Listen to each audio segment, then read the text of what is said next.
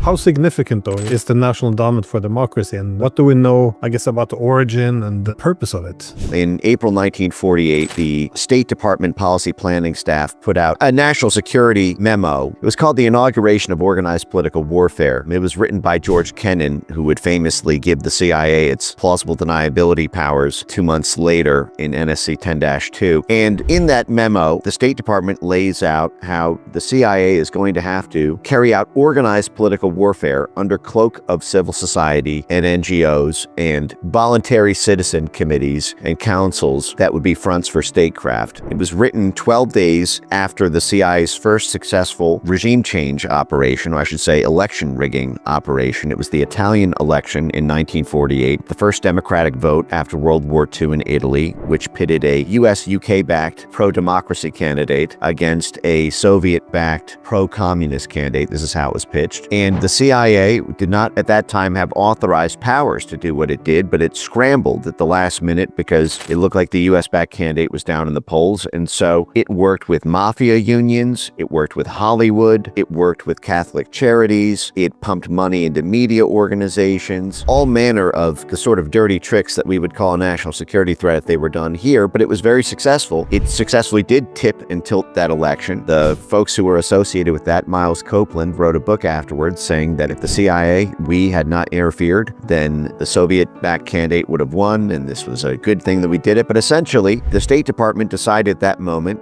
that this is something that we should operationalize around the world.